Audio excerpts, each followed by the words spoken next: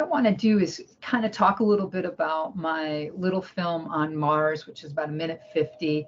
I wrote a 90-second script talking about Mars, and I wanted to be able to, I wrote it in a way so that I could use multiple different assets created by different software platforms such as After Effects, Photoshop, and Unreal Engine, and assembling it all in Premiere Pro. Because sometimes when we're working, as you guys know, you need, to be able to use, different softwares to create the assets that you need.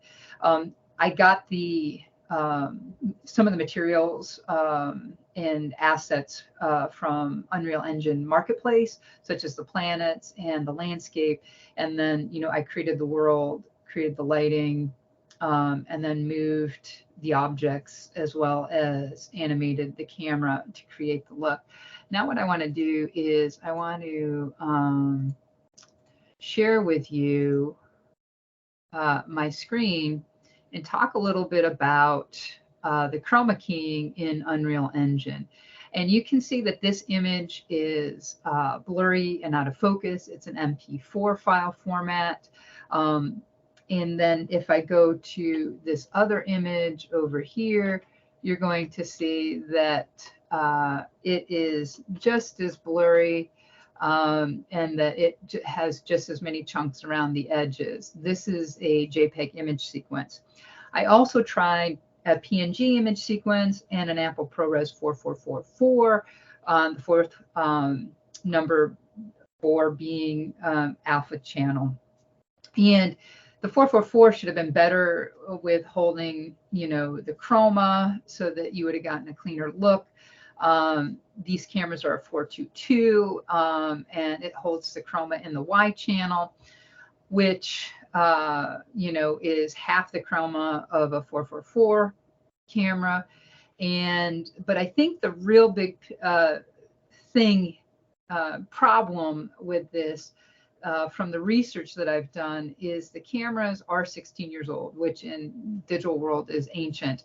And they were the first generation of this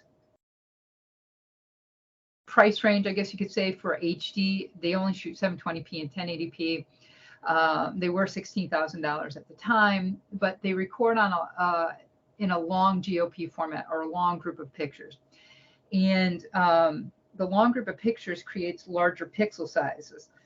Unreal Engine is very sensitive to the flaws of video cameras, and it reads that full large pixel and creates a blurry image from it. I don't think you necessarily need an expensive camera to do the green screen. I've seen some wonderful green screen where the image is nice and focused and the people are using a digital SLR camera. I really think that it's the long GOP format. And it was cutting edge at the time. It was right out the gate when we got these cameras.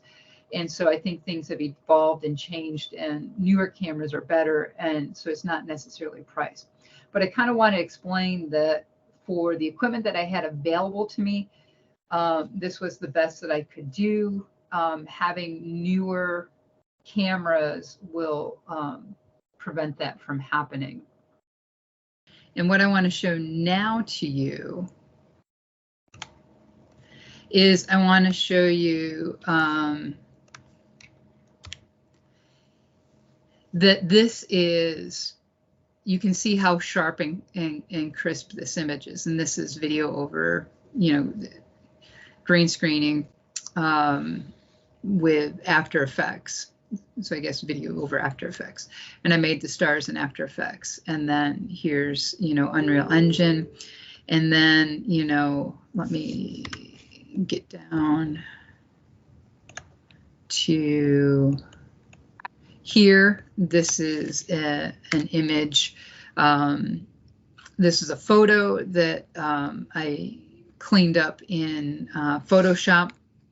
This is an image that NASA created. They predict this is what Mars looked like 1 billion years ago, with more water and, a thicker atmosphere. And then these items here,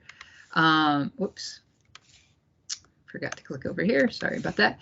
And, you know, and then these were made in Photoshop as well, so that, you know, the nitrogen and the carbon and the argon. So I just wanted to kind of show you the different elements, as well as, you know, that the video was sharp and clean. It's just how it was recorded in the camera, the system itself, how it was recorded, created those flaws.